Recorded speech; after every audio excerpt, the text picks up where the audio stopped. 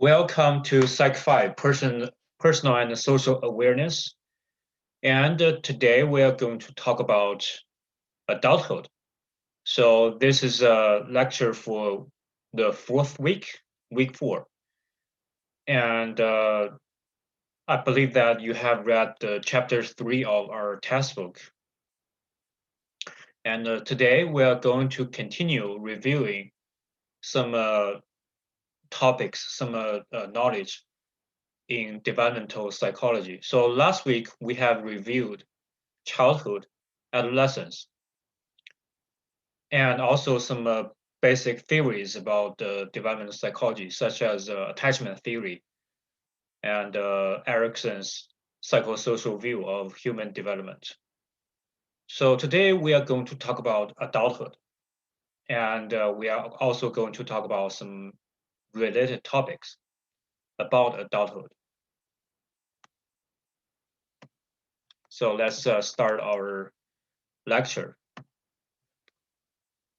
So the first question we need to think about for this week is adulthood. So what is a real adult like? Or what is a mature adult like?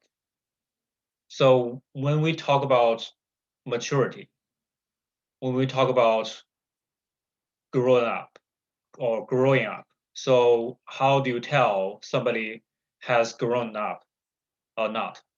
I mean, psychologically or emotionally.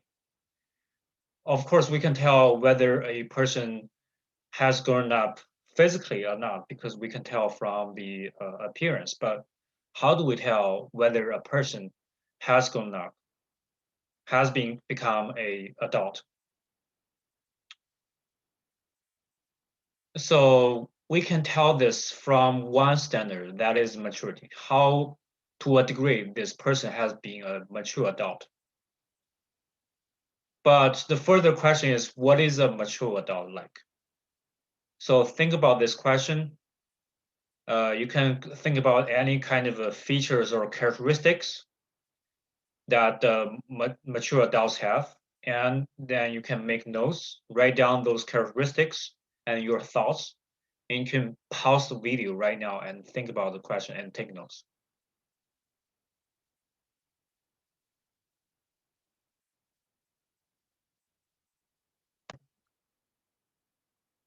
Okay, so in my opinion, when I see the phrase a mature adult, I will think somebody who would be financially independent.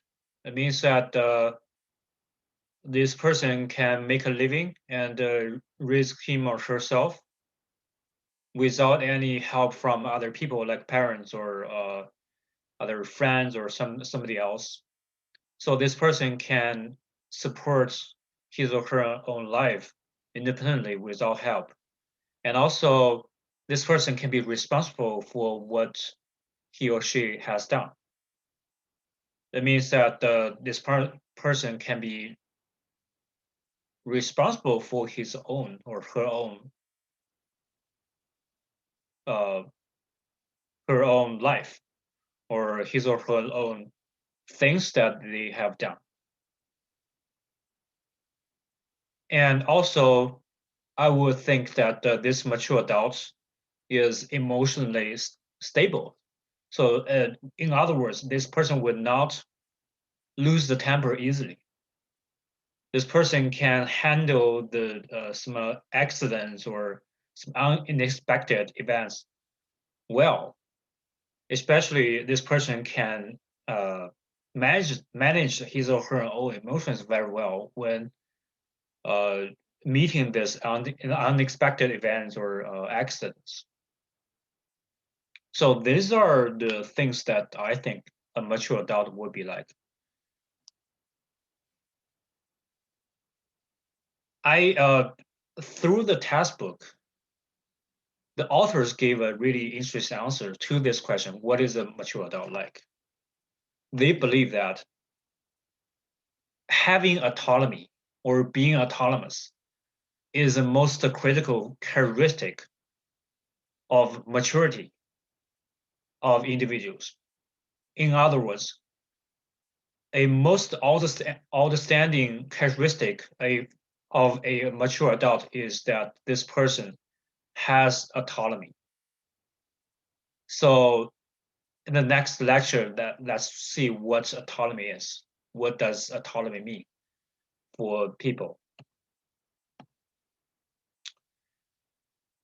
Yeah, autonomy is probably the most essential characteristic of a mature adult. So what is a person like with autonomy, with full autonomy? The way to treat themselves is that the people who have the autonomy accept the responsibility for the consequences of their own choices. So in everyday life, we make choices. We make different decisions on what we need to do, what we want to do. So we make tons of choices every day. And these choices follow, these choices bring some consequences. So the consequences follow some choices that we make. But the question is, can we bear the consequences of our own choices? That's the question that we need to think of. So the people who have autonomy, they can take the responsibility for these consequences. It means that they can feel free to make choices, and they can feel free to accept the responsibility for the consequences that follow those choices that they have made. So that's how they treat themselves for those who have autonomy. The people with autonomy are more likely to connect with other people, more likely to collaborate with other people, more likely to trust other people, respect other people, show the empathy to other people. So you can see that they build a healthy connection with other people for those who have autonomy. So I think that's what autonomy really means. Autonomy means that people can live, can do things based on their own will. So they have their own will or willingness. They're willing to do this kind of things, and they feel free to do it. They feel that they can do it instead of having the hesitations or other factors that constrain them to do something they want to do. So if you say that, oh, I want to make choices, but I do not want to accept the consequences of those choices, I don't believe that that's a sign of having autonomy. Having autonomy means that they can make their own choices and they are responsible for the consequences that follow those choices. And also they can make meaningful and healthy connections with other people. That's what a mature adult means, and that's what having autonomy means.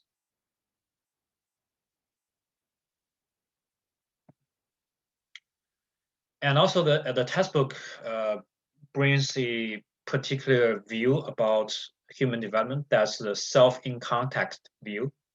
So if you put the self concept in the context, the final goal, the ultimate goal of human development is to having a mature self, is to having a self who has autonomy. Yeah, so that's what autonomy means.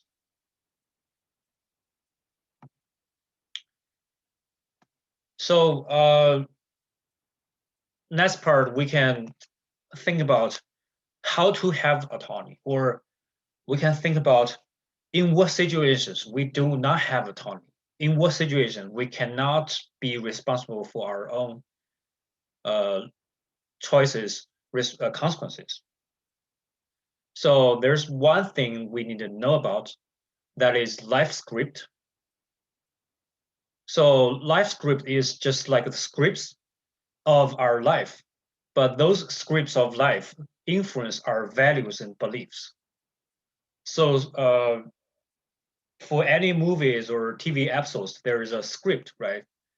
So, or some even some other kind of stories, there's a script for that the story, for that fiction, for that movie or TV episode. But for our life, for everybody's life, there seems to be a script that has been written down, and we live a life according to that script. We just act based on that script. And we cannot see that script, and we cannot hear that script, we cannot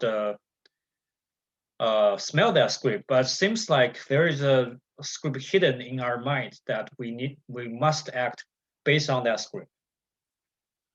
So let's know about what the life script is.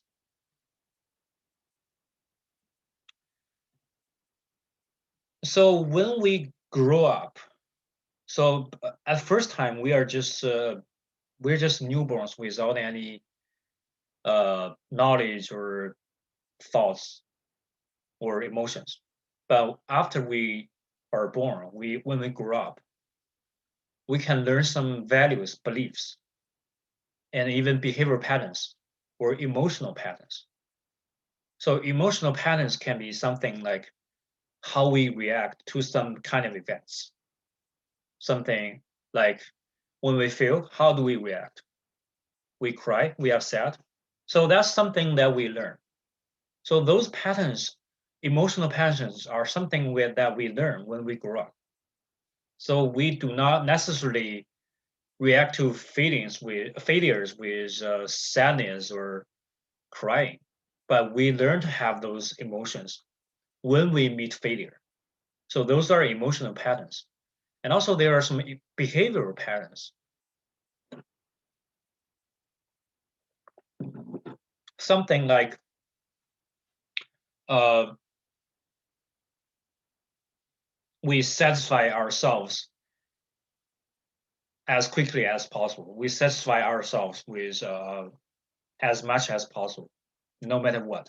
That's one of the behavior patterns. And the opposite behavior pattern may be something like I do not satisfy myself. I do not really satisfy myself as quickly as possible. I delay this kind of a satisfaction. So that's another behavioral pattern.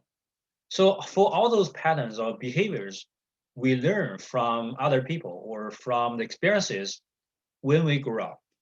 And also we gradually form some kind of beliefs. We have knowledge about a lot of things. We have knowledge about ourselves. We believe ourselves are something, like something. And also we have beliefs about other people. We have beliefs about things in the world.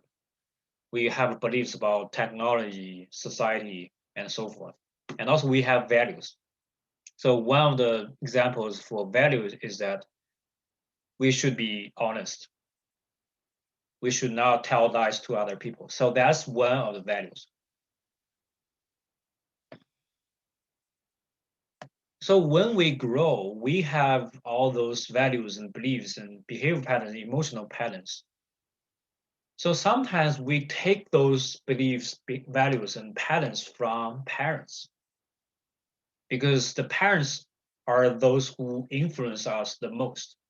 We live with our parents for the longest time. When we are born, we live with our parents, and their everyday life, what they do, what they say in their everyday life, heavily influence how we say, how we do things in our own life.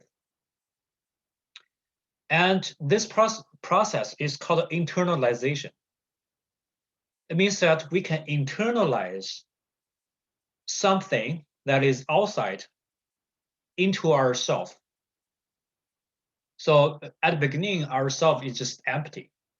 There's no concept about self, no beliefs, no values, no behavior patterns or emotional patterns. But we can make those things outside. We can absorb the things from outside into ourself. So we can internalize those external things. So that's a really quick way to learn. So I think that humans can have that ability. Humans have that tendency to internalize external values, beliefs, or behavior patterns, or emotional patterns, and other things. But not all the animals have those abilities. So some mammals. So mammals are animals with really probably the highest cognitive abilities, most advanced animals.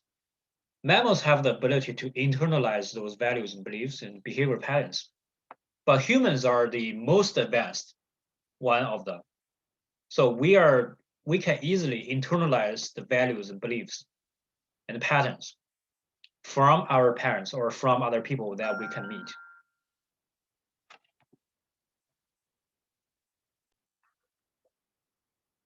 So internalization is a mechanism or process that we can easily adapt to the real world or to the current world. And also there's another way that we can grow, that is experience. So we talk about experience in week 2 for the first chapter. So we say that we said that every individual is a organism. So the really most characteristic of the organism is that this organism has experiences every moment, everywhere. So experiencing something is also the way that we can learn, we can grow. But internalization is another process that we can grow, we can learn. Internalization we can learn from our parents, from other people. We can quickly just move those values and beliefs and patterns from other people to ourselves, to our own mind. So that's the process called internalization.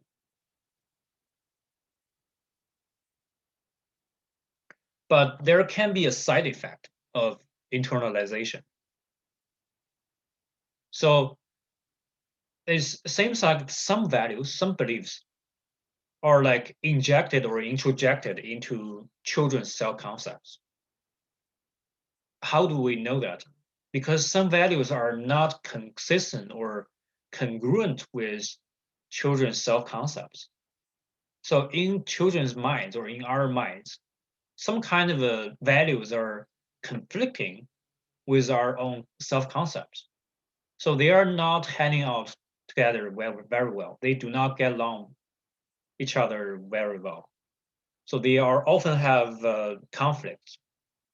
And those values sometimes cause problems. And those values, behavioral patterns or beliefs, emotion patterns form the life script. So in the early year of our life, we internalized a large amount of values, beliefs, and behavior patterns, emotion patterns from our parents or other caregivers. And those things, those contents become the life script, become the script of our life. And later we grow up, when we have grown up, it seems like we must act, we must behave, we must say based on the life script that we have, that is formed in the early year of our life. So those values, behavior patterns or beliefs are life scripts.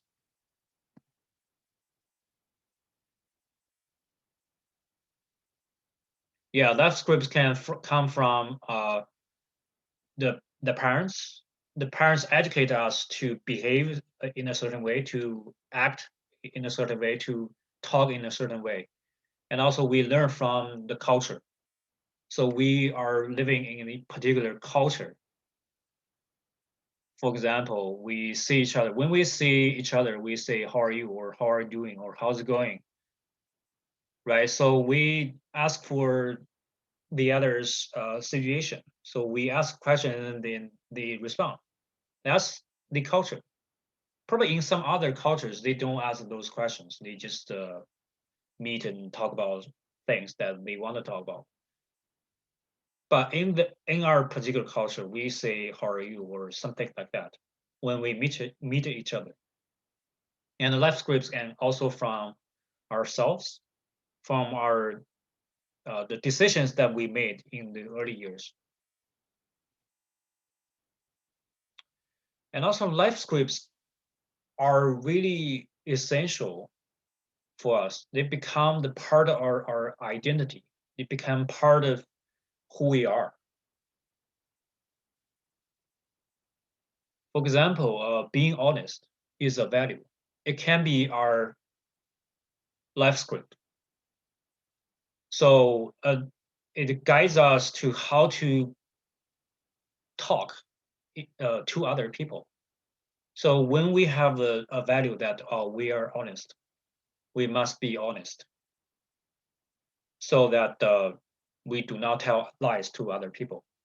In most cases, being honest will become a identity of ourselves.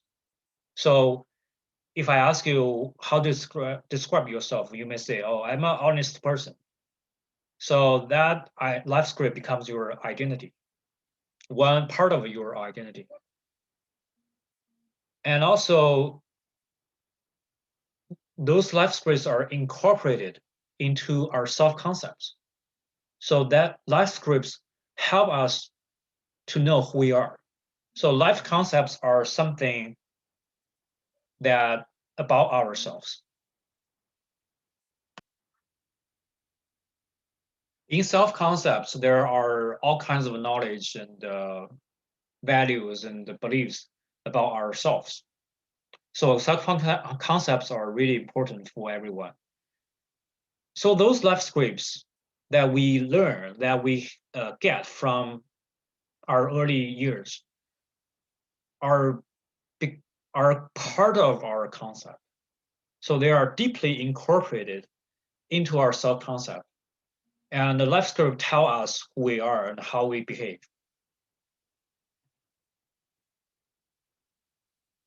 There are some examples of life scripts from the textbook. Something like older people are to be honored and respected. So yeah, so that's one of the values or beliefs that one can hold. Another example can be always obey your parents and grandparents. That's another life script.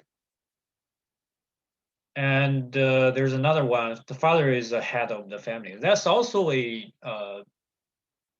value or belief that we learn from our early childhood years.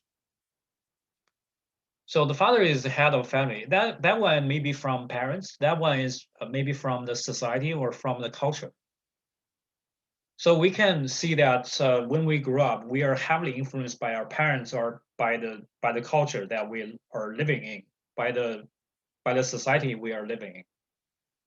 So those influences, those values or beliefs that we get from other people become who we are, become part of the self-concept, become part of our fundamental belief systems. So these are life scripts.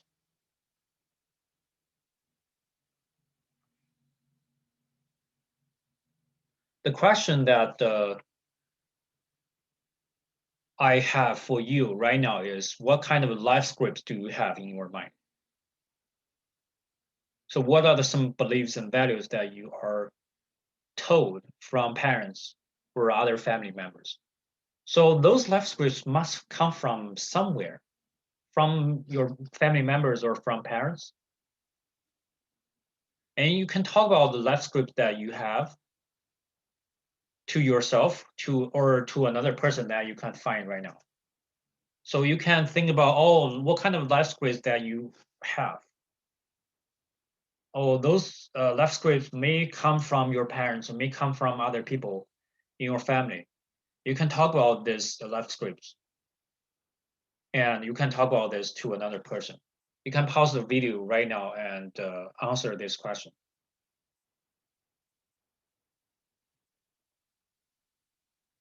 So the next question is, why do we have life scripts? So simply speaking, we internalize all those beliefs and values, right? So when we grow up, we have a natural tendency to internalize everything that we can see or we can hear from. But what is the exact process of internalizing those life scripts? So I'll have a possible explanation for that. So for why we having those, we are having those life scripts.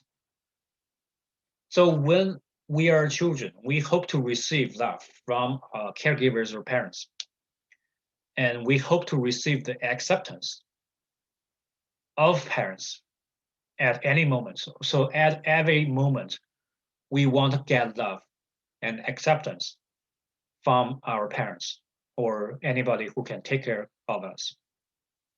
So that's also why we form the attachment with our caregivers or parents. So last week we talked about attachment theory. We said that attachment is really critical for the baby's survival, because really young children cannot take care of themselves independently. So they cannot live independently. They must rely on their caregivers. At the same time, during the process of forming the attachment with the caregiver, the children want to receive the love. They want to be taken care of by their caregivers.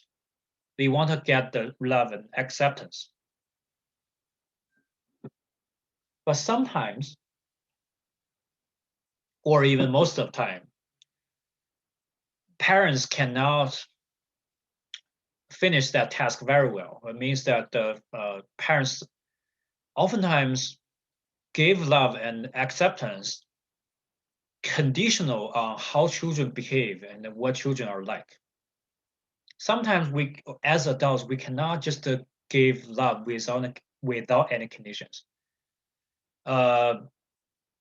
That's that's ability we kind of lose when we become adults.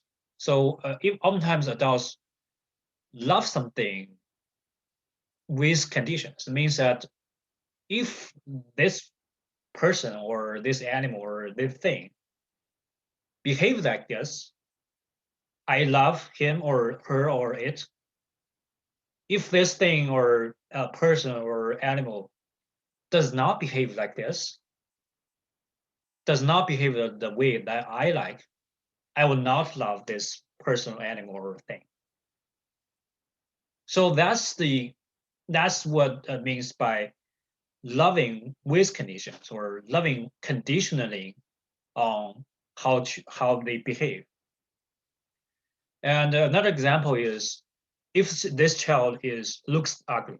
So based on my own standard of judging, so I believe, oh, this boy is really ugly. I will not love this boy, because when I see him, he's so ugly. I do not want to see him. I do not want to communicate with him. I do not want to talk to him. I do not want to interact with him. So I leave him alone. But there's another boy who looks really beautiful, really pretty. So I love that boy. I talk to him. I interact with him, and I accept him. So in this situation, my love is conditional. My love has conditions. My love is conditioned on how the boy is pretty or ugly. So that's conditional love. So that's unconditional love. And yeah, so the example on the slide is that some parents love children better if they do not mistakes, or if they obey the parents. If the children do something really bad, based on the standard of parents, do something really bad, the parents do not love the children anymore. They punish the children. They say something bad to the children. Uh, they say to the children that they are not worthy of getting the love from the parents. If they do not mistakes, if they obey the parents, if the children do everything right, and the parents may love the kids more, may love the children more. So in this situation, the love is conditional on how children behave and what children are like. So for children, they live under such a social environment in which parents will give the love to the children conditional on how they behave or what they are like. To receive the love, children start to incorporate or internalize those messages or beliefs or values into their own identity or into their own self-concept. So those messages and beliefs from parents become the guidelines for how they behave, what they say, how they say things. So that's the process of internalizing the external values or beliefs into their own self-concept or identity. So one example is that the parents may not accept the children to make mistakes, and gradually the children learn in this family that, oh, I cannot make mistakes. So every time at any moment, the children will think, does this make mistake? If I do this, do I make mistakes? If doing this make mistakes, I would not do that. So gradually, the children form a self-concept as something like, I'm a person who does not make mistakes. So that's how children internalize those beliefs or values.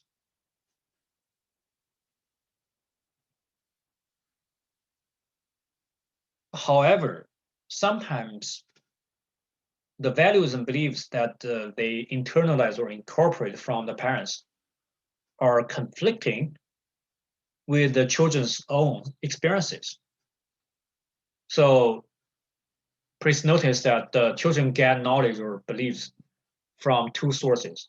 One source is from internalization, incorporating other people's beliefs and values into their own, to become their own.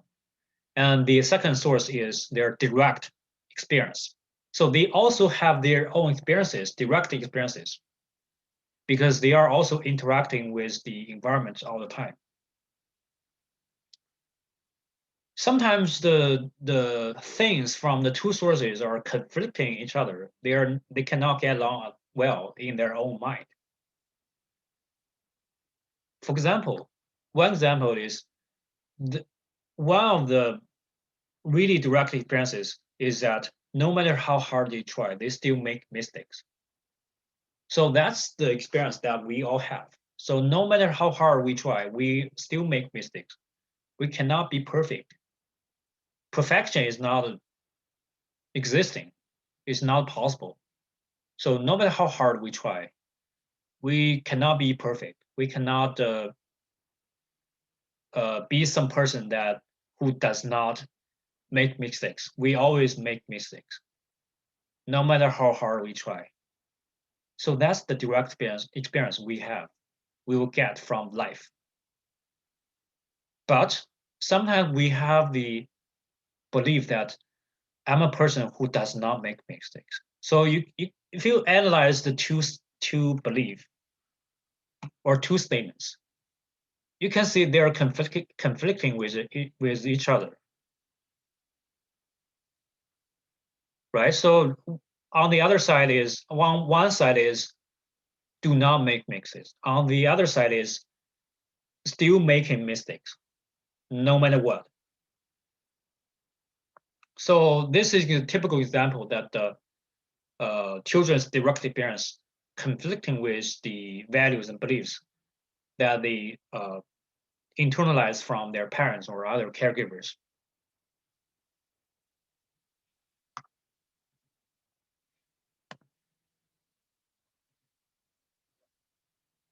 And the children start to have some kind of problems, psychological problems, emotional problems, or behavioral problems. So because there are two kinds of beliefs or values that are fighting each other all the time in their own mind. They internalize all the stuff from different sources into their own mind, become who they are, but they cannot get along each other in their own mind. So the problems start to emerge. For example, the children who have this kind of conflicting values may stop trying, stop taking initiatives, stop doing something that is risky, and also think that they themselves are dumb and worthless because they believe that they cannot make mistakes, but no matter what, they still make mistakes. So the following conclusion may be that, oh, I'm too dumb or worthless. I cannot, I just cannot achieve what I want. Actually, the goal is from that value is from their parents or from somebody else, not from their own direct experience. But they believe so because those life scripts become their own identity and self-concept.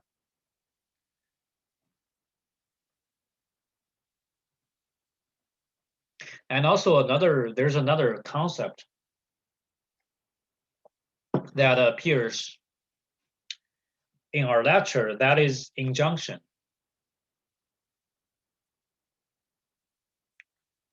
So what is injunction?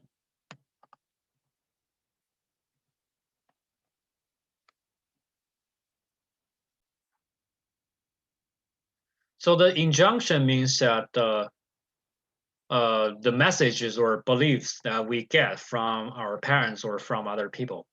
So these are injunctions.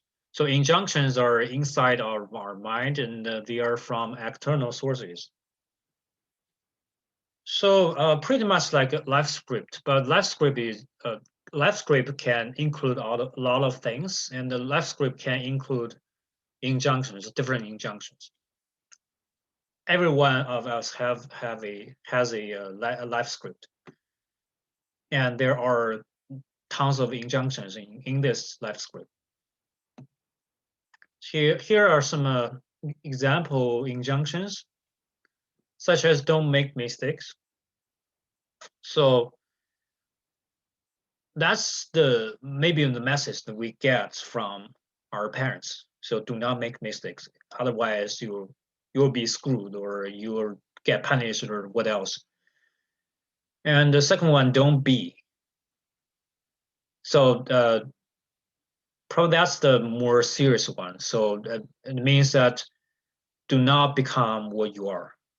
Do not you're not worthy to live in this world. So that kind of message. And the next one is don't be important. And that's also a message that we can get from our parents or caregivers or other people. It seems like we are not important. We are not important to live in this world. And the next one, don't be a child. Sometimes we want to, we are childish, and our parents or other people will tell us, "Oh, don't be a child. So to be more mature or to be more reliable." What else? Other examples can be don't grow up, don't be stronger or more have more abilities. Don't be you, or it means that uh, do not become what you are. do not become your true self. Do not like express your own your true self. So if you have some opinions, do not talk to it to other people. So these are all the example injunctions that we often get from our parents or other people.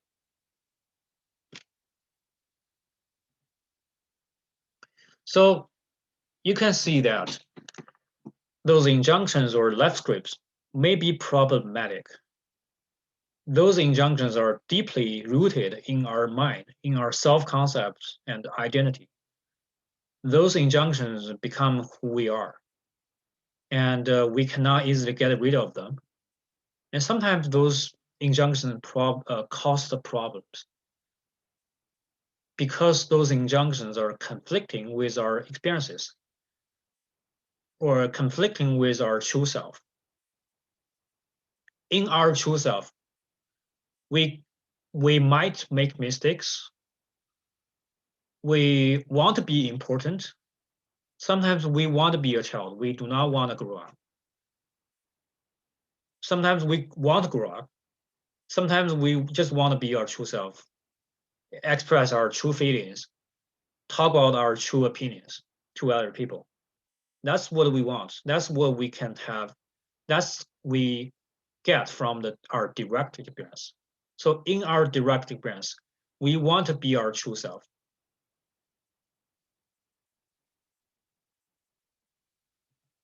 But sometimes we also get injunctions. We have injunctions, and those injunctions stop us doing that, stop us becoming our true self, and they in conflict with the direct experience.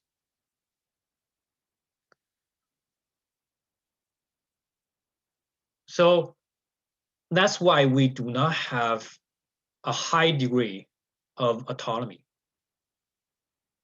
So let's go back to the beginning of today's lecture. What is a mature adult like? A person with autonomy.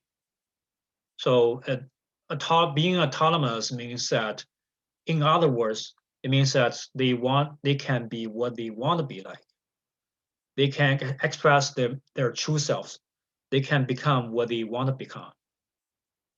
But with these injunctions, we do not have enough autonomy.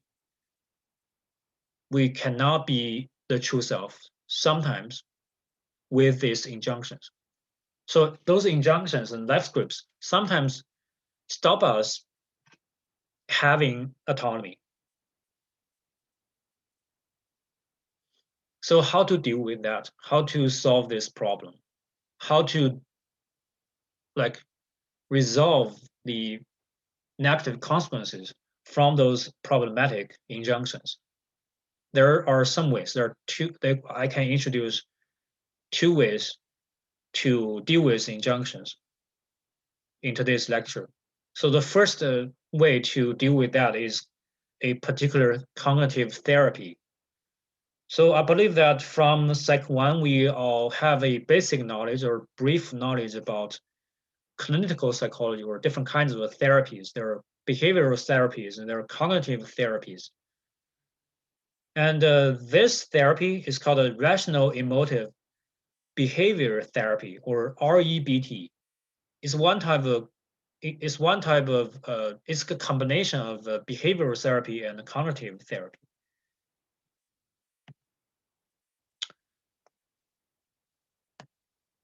REBT is invented by the psychiatrist and psychologist Albert Ellis in 20th century.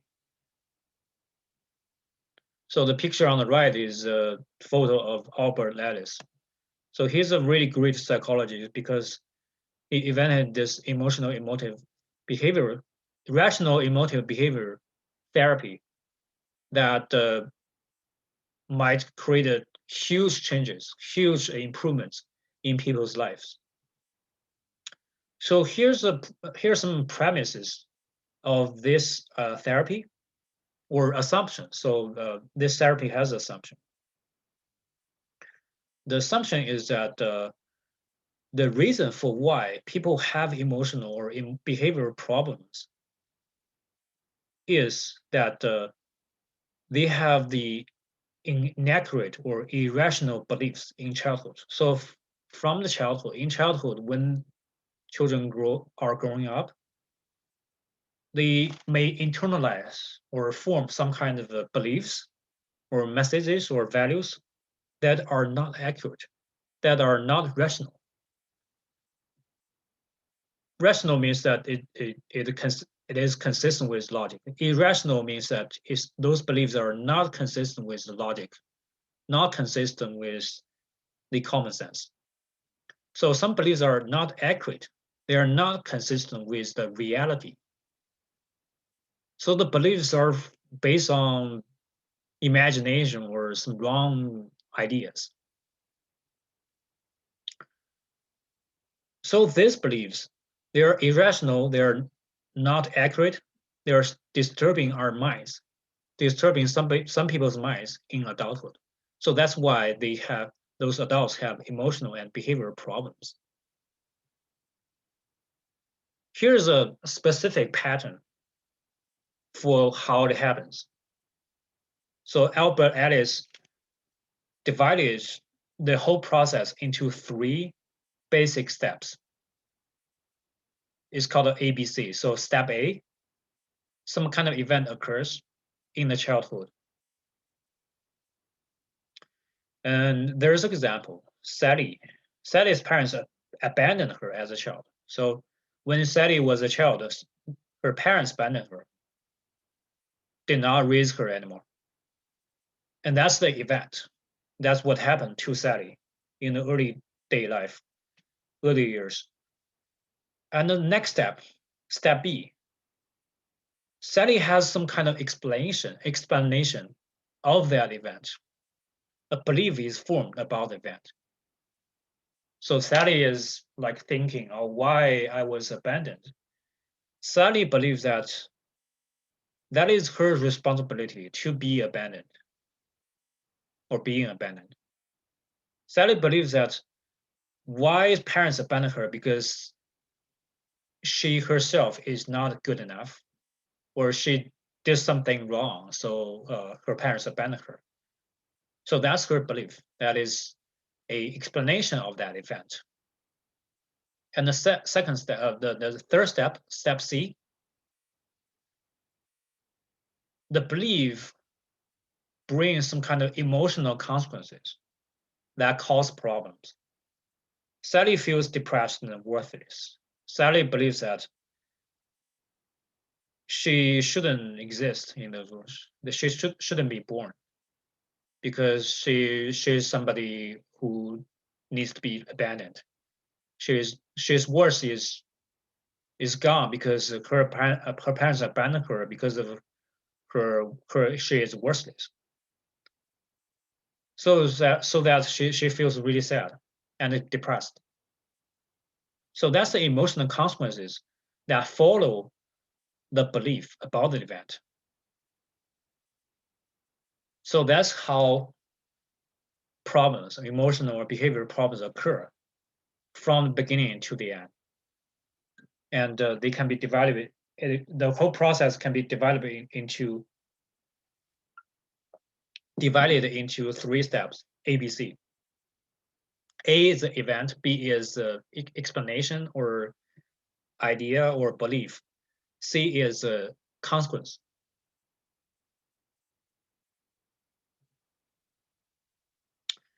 So the major contribution of REBT is that the link between A and B, the link between the event and the belief, may be not rational. It doesn't make sense. Actually, in reality, it doesn't make sense. It's not accurate. That does not make sense. It's not consistent with the logic. So the link between A and B shouldn't exist. So the REBT helps people realize that, have an insight of what happened between A and B, have an insight of how B is formed based on A. So helps people dispute the faulty beliefs. So this belief is not accurate, it's not rational. We should abandon those kind of beliefs. So REBT helps the people to cut off the connection between the event and the belief. So that's what rational emotive behavior therapy does, REBT. So you can see that Sally's parents abandoned her as a child. What is the reason behind it? There can be many possible reasons. There can be many possibilities. But it's not Sally's responsibility. So the rational belief is that it's not Sally's responsibility. The rational belief is that Sally's parents are not good enough. Sally's parents are not responsible. Sally shouldn't be responsible for that event, but Sally's parents should. So that's the rational belief. So if Sally comes to the therapist and talk about her own story, the therapist should help Sally to realize that Sally's belief is not correct. There's the connection between the event and the belief should be cut off. So that's about rational emotive behavior therapy. So in step B, some kind of beliefs are formed. So those are injunctions actually. But Albert Ellis did not mention the concept injunctions. The injunctions are concepts that are brought up by other people, but actually the wrong, irrational, and inaccurate beliefs are those injunctions that we get from parents, or we have some kind of explanations of the events. Sometimes we do not have the enough ability to understand what really happened, especially when we are young. So it's really likely that we form some kind of wrong beliefs about what the world should be like, or what the world is, or about what we are like. So we oftentimes have those injunctions. But REBT helps us to realize, oh, that's problematic. We should cut off the connection between the event and the belief. We should change the belief about that event. Right. So you can also use this method, this approach, to find your own injunctions. So you can have some kind of a reflection, self-reflection. What kind of injunctions that you have? Are they rational? Are they accurate? You can think about it. So that's rational emotive behavior therapy. And the next one is a regular cognitive therapy. So the premise of a cognitive therapy is that sometimes the reasoning of everybody is not right, is problematic. So we do not have the correct reasoning. We do not have the correct way to think about something. So that's why we have wrong beliefs about something that cause problems. So we have misconceptions and faulty beliefs. So in cognitive therapy, it's called cognitive distortions. So our cognition is distorted, our knowledge, our beliefs are distorted. We do not have the accurate enough beliefs that truly reflect the reality. Sometimes our beliefs just it reflected distorted reality. So here's some different examples of cognitive distortions. So you can spend a few minutes to know about one cognitive distortion by yourself and expand to yourself or anyone you can find. You can read a textbook, you can find online, you can find the knowledge anywhere else. And really know about one type of cognitive distortion, know what it is, and explain that to yourself or other people. So right now, let me give a few examples. For example, dichotomous thinking. That's one of the cognitive distortions that everyone may have. Oftentimes, cognitive dichotomous thinking means that it's either all or none. It's either one thing or the other. But in reality, oftentimes a it's about a degree. It's not about or none.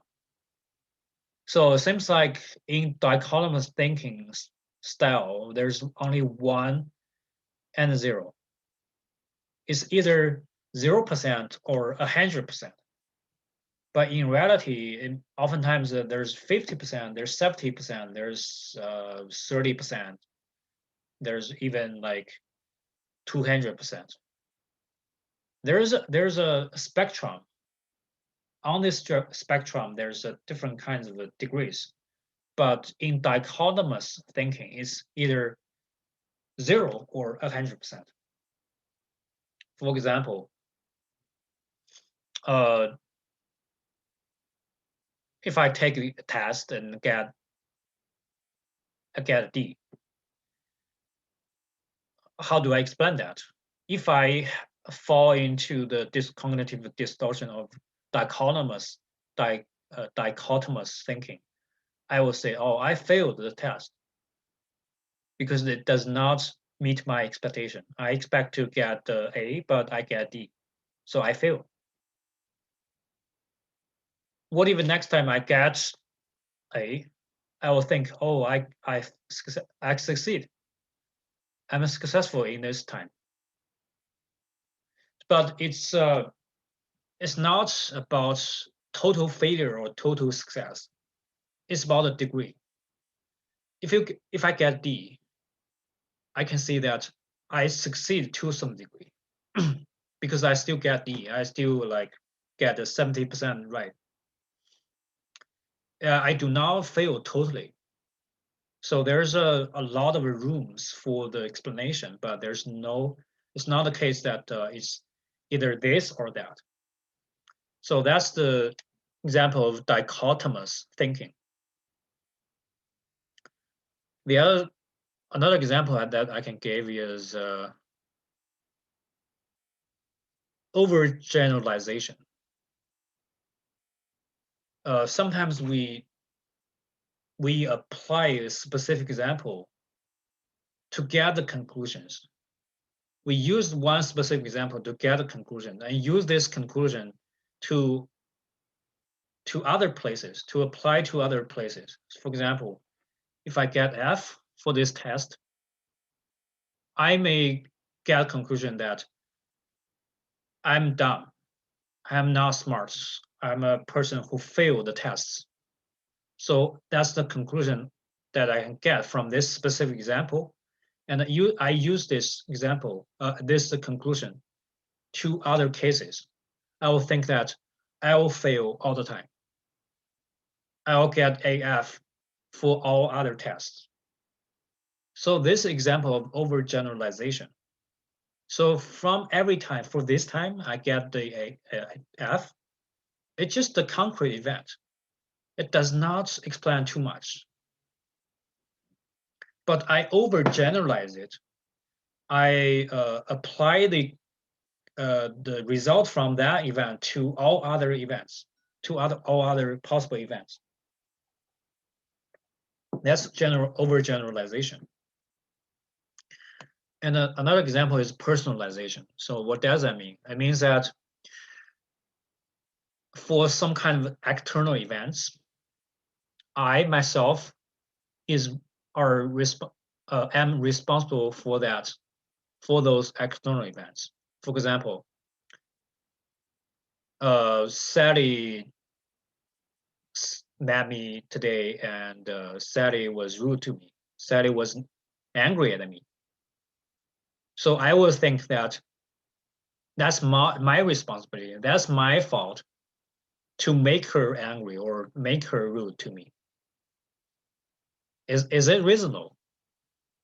I don't think so. That's not a rational belief because I personalized this event. That event happened. That's the external event. I may not have the responsibility for that event. Probably that's not me who make her angry. She's just angry that day. I don't know what happened to her previously. She's just angry. I don't know. But if I personalize it, I'll think that her angriness, her anger is because of me. That event is caused by myself. So that's personalization. Sometimes we are not responsible for some kind of events that we cannot control. We often have an illusion that we can control a lot of things, but it's the reality is we do not have control of a lot of events.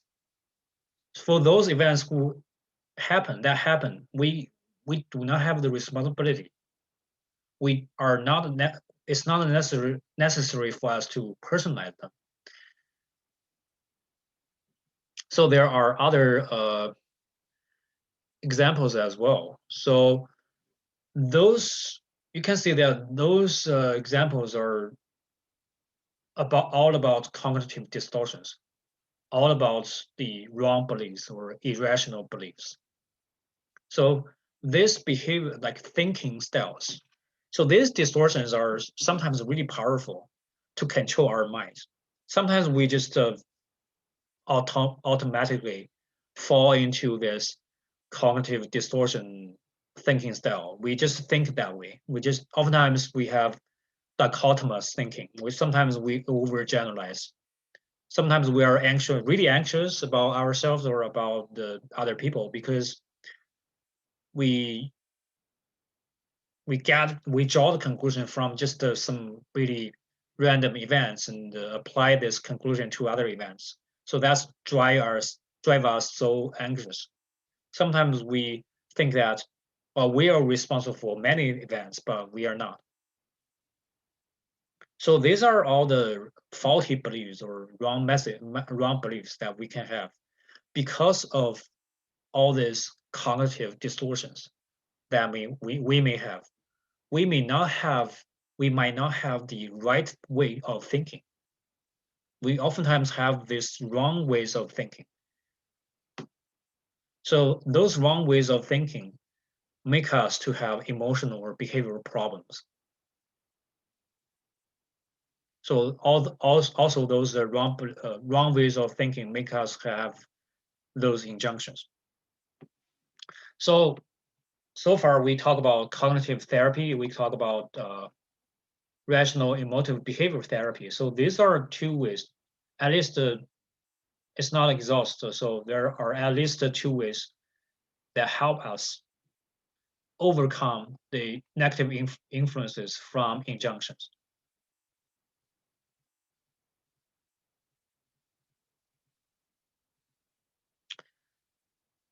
And also, we are not uh, we're not only influenced by injunctions, but we also influenced by another phenomenon. It's called inner parent or inner critic.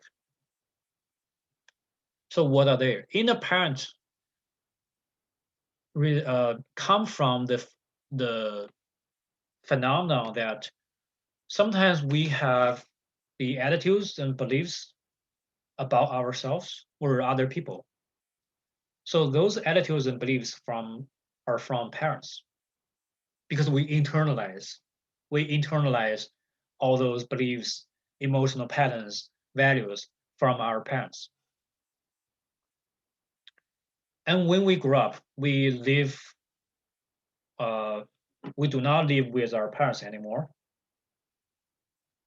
Our parents do not show up in our life anymore. However, it seems like in our mind, there's a parent, there's a mom and dad in our mind. In our mind, it often shows our parents' words or parents' attitudes or parents' emotions oftentimes shows up in our mind. It seems like there's a parent that is living in our mind that always supervises us. So we cannot get rid of the influence from our parents. Seems like because we internalize their own words, beliefs, and attitudes and emotions into our own self mind, so that it feels like there's a parent living in our mind that always telling us something, always supervises us, and oftentimes always criticize us. So the intern parent may constantly criticizes us and makes judgments about our worth.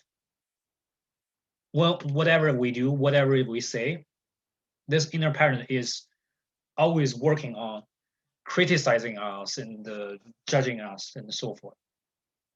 So that phenomenon is called inner critic.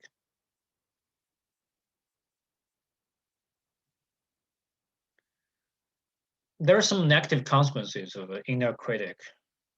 Sometimes because of this, we cannot be really creative because we do not want to take risks. We do not want to make mistakes because this inner critic, this inner parent is always criticizing us if we do something out of control.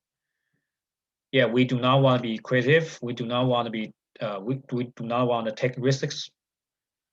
We are afraid of being. We are afraid of failing.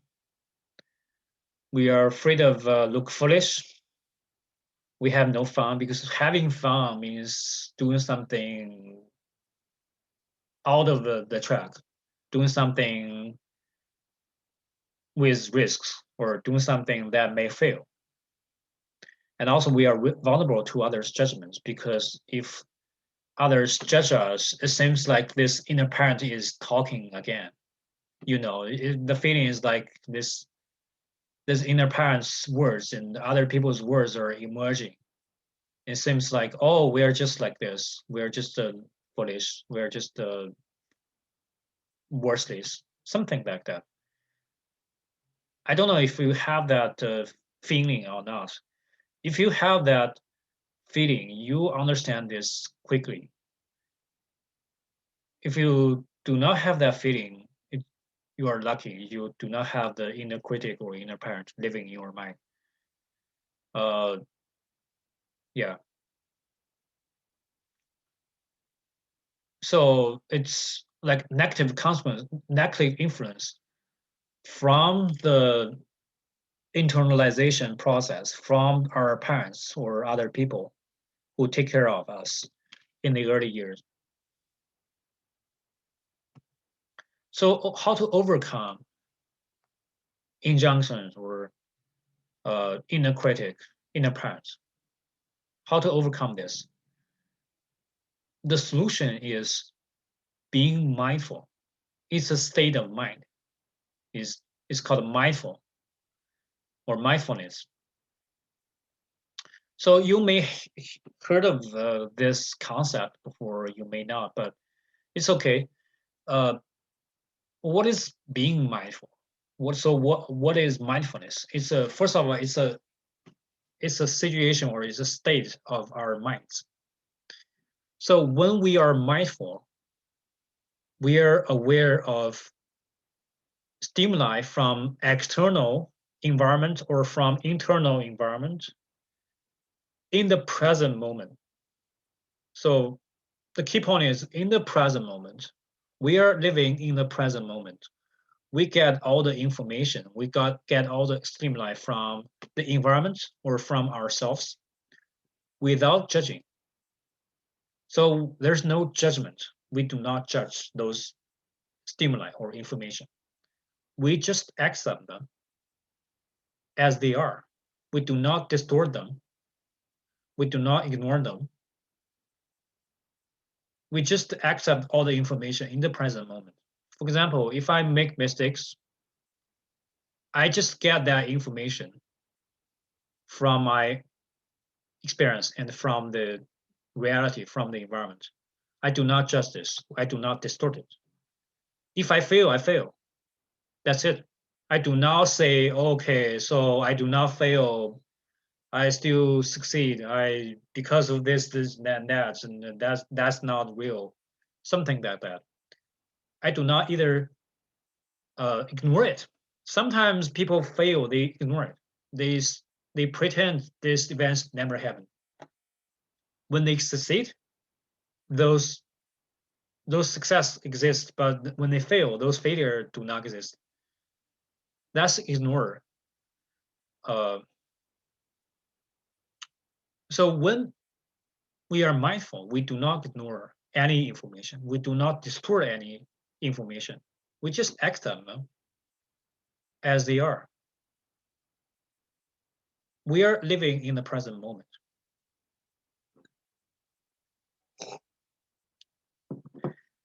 And also with mindfulness, we can accept ourselves. We can just accept that we are not perfect. We make mistakes.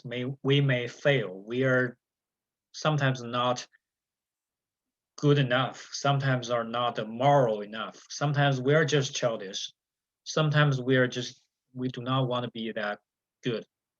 Sometimes we're just tired. Just be ourselves. We are living in the real world. So with mindfulness, we can live in the real world, not in the inner parent. So actually inner parent or inner critic is something that is happening in our own brain or mind. Those things constantly create something, create some ideas, create some thoughts. So when those thoughts and ideas are controlling our mind, we are not mindful. We are just living in those imaginations, in those inner critic. When we are mindful, we focus on the real information from the present moment. We do not focus on the critics that result from those inner parents, because you know that our minds can create something that is unreal, something that is from nowhere. Our minds can create some illusional ideas, and our minds is doing that all the time. But also our mind can focus on the real information from the external environment, from our own body in the current moment. So if we try to not judge them, not ignore them, just accept them as they are, we can live in the present moment. We can resist the negative influences from the injunctions or inner parent.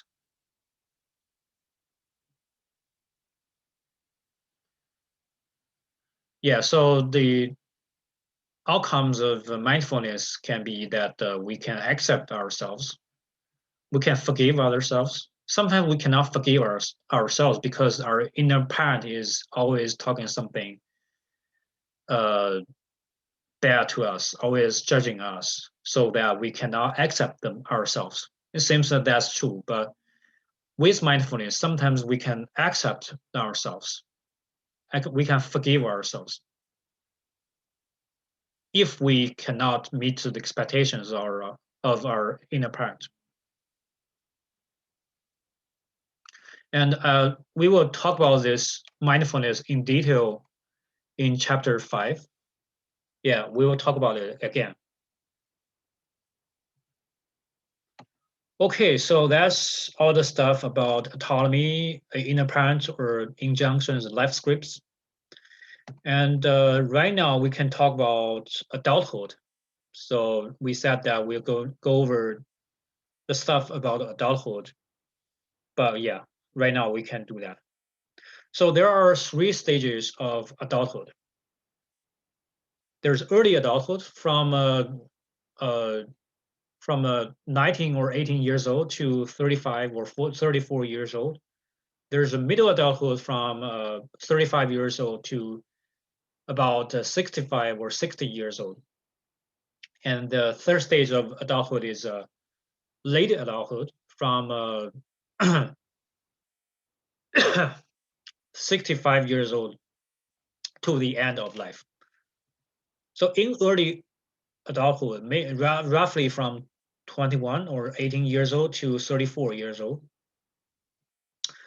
So according to Erikson's psychosocial view of human development, in this stage, the main task is to build intimacy, is to build intimate relationships with people, with your wife, husband, girlfriend, boyfriend, with your children, with your parents, and with your colleagues, with your friends, and so forth.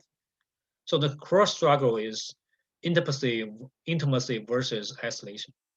So if you cannot successfully finish the task in this stage, you may feel isolated because you cannot build intimacy with other people. And also there are other specific tasks too in early adulthood. First one is, of course, forming the intimate relationships with the families or forming families. You're going to be a independent person and form a new family with your husband or wife. And you start to pursue the career in early adulthood. You will have a career, have some kind of achievement in the workplace. And another task, it can be finding the meaning in life or nurturing others, because in early adulthood, people start to have children. So one of the tasks to do is to educating or nurturing your children, and also making the independent decisions based on your own will or autonomy, because you are now a independent person already. You are already successfully assimilated into the society, and you can become an independent person right now. Yeah, you need to be financially independent. Yeah, so these are the core tasks or major tasks for this stage of life, early adulthood. Uh, so beyond age 35, that's middle adulthood, roughly from 35 years old to 69 years old, roughly. So in this stage, based on Erikson's psychosocial view of human development, the major task for this stage is generativity. It means that uh, the main task is to raising the children and making the contributions to the whole society or to the family. So there are some specific tasks that people can do in this stage of life. They can review their own life and work. They start to work, but after many years, they can review how their life is, how their work is, and then they continue finding the meaning in life. So finding meaning in life is a really big thing for everybody. So you can see that in young adulthood they find meaning, in middle adulthood they find meaning, in later adulthood they also find meaning. People need meanings. They really want their life to be meaningful. So we'll talk about this in the last week of the lecture. But yeah, so right now we just briefly talk about it. And also in this stage, they want to be productive at work and also in life, because they really want to make something big. They want to really make their life meaningful. So they contribute to the society through the work, or they take care of the family very well. And they support children, nurture children and family. That's part of a life. So one part is work, the other part is family and children. And serve the community, that's also a part in life. And also they want to pass along their own values and experiences to the younger generation. Sometimes they do not want to nurture the children. They do not want to contribute. They do not only want to contribute the society by their own efforts or work, but they also accumulate or summarize some kind of values or experiences that they have throughout so many years of life. They want to pass along this like a values and or knowledge or experiences, life experiences to other people so that their own values and experiences can exist longer and can be more, there can be more tasks. But the major principle for this stage is that they want to make their own life more meaningful, more and more meaningful. They want to uh, become what they want to become. So they want to actualize themselves. It's also a process of self-actualization. They want to contribute to the society, contribute to the community, contribute to their children, contribute to their family, and so forth. There can be some potential problems in middle adulthood if they cannot successfully finish these tasks. If they see that there are gaps between the dreams, what they want, and the reality, which might be that they cannot realize these dreams. They may feel painful because they are disappointed by themselves. They found that their life is not that meaningful. And they can meet the relationship crisis. They can get divorces. They can uh, like does not have. They can. It can be. It's possible that they do not have good relationships with their children, or they fail to nurture the children very well, so that the children do not like him or her. And also loss of physical qualities. So because people get old, people's different all kinds of abilities are collapsing or like fading during middle adulthood. And also their children may leave home when they are 40 or 50s or 60s. So they feel sad and lonely in this during this process. And can be more potential problems. You know that adults' life are not easy. So that's middle adulthood. And there's late adulthood.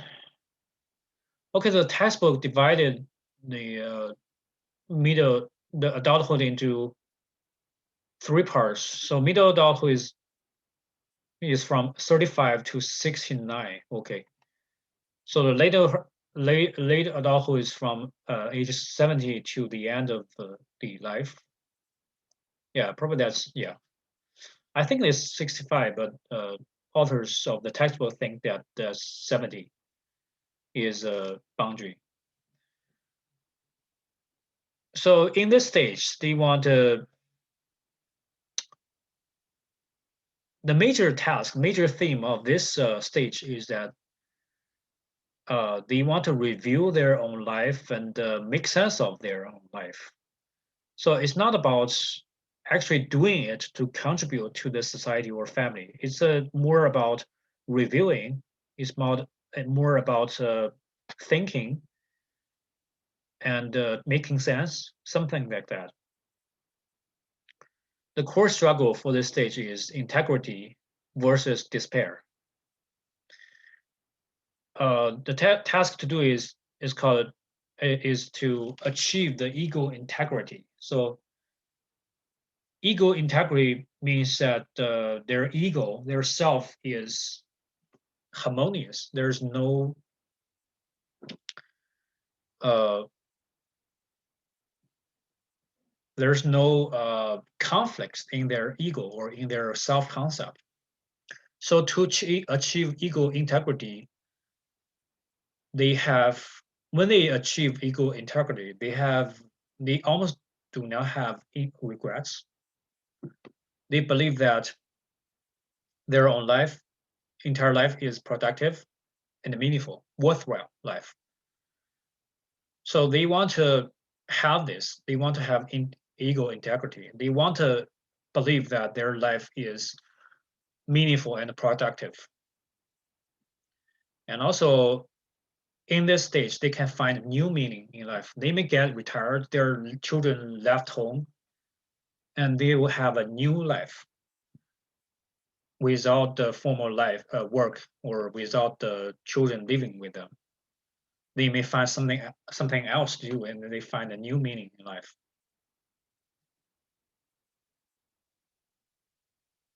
So, and also in a stage respond to loss and change. So a lot of things are lost. A lot of things have changed. So they respond to these changes and really successfully. And also they need to accept the death of others because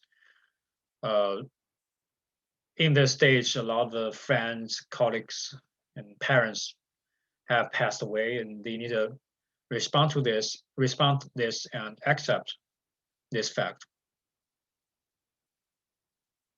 Yeah, so these are the typical tasks that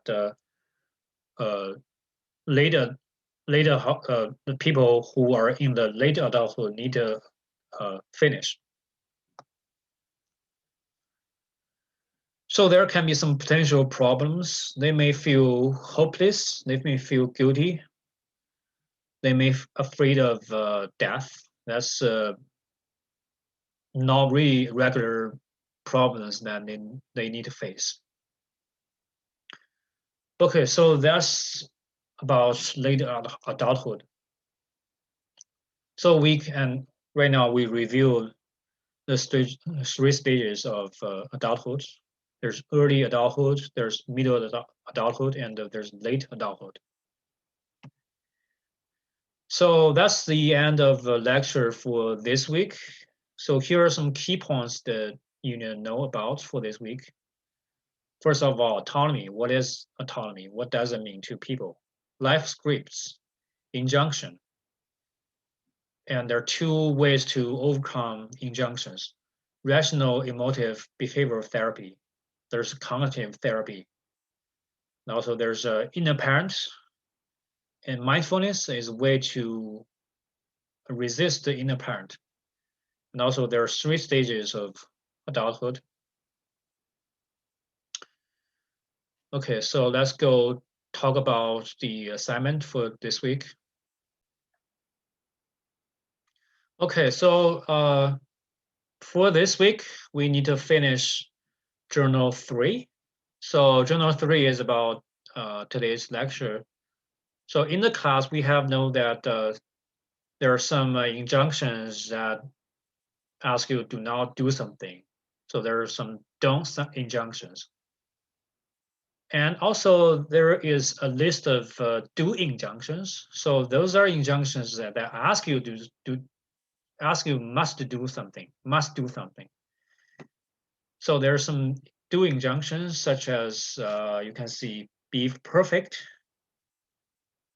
say only nice things, be more than you are, obey or be obedient, work up to your potential, be practical at all times, listen to authoritative figures, always put your best foot forward, put others before yourself, be seen but not heard. Okay, so these are injunctions that drive you do something, drive you behave like that. You can find one or more injunctions from this list and that apply to you. It means that if you have those injunctions, you can talk about them. If you have, if none of these injunctions is in your mind or apply to you, you can write down some injunctions that you have, some doing injunctions. So in this journal, you write about 1 or 2 injunctions that apply to you from this list or something you write down. Specify what they are and give an example of how they influence your life. And the second, you reflect your own childhood and find out where this or this injunction come from. So you can reflect your own life and think about where these injunctions are from. They may come from your parents, grandparents, peers, and so forth. In this journal, write specifically about how they conveyed the injunctions to you when you were a child. So you can talk about this, talk about the process of who and how who passed the injunctions to you and how they passed the injunctions to you. And the third, think about the strategies to overcome these injunctions. In the journal, you can write about these strategies.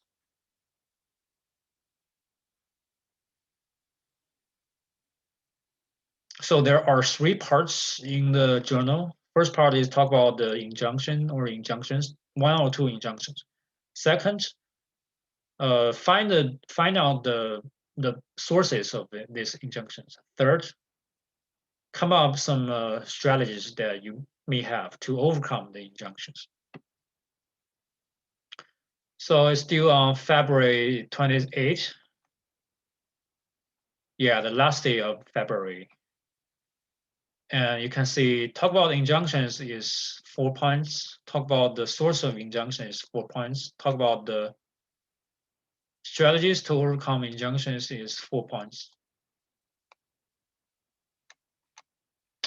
Okay, so that's all the stuff for this week, and I hope that you get something from today's lecture. Hope that this knowledge or things that you know from this week can get you to have a better life. And see you guys next week.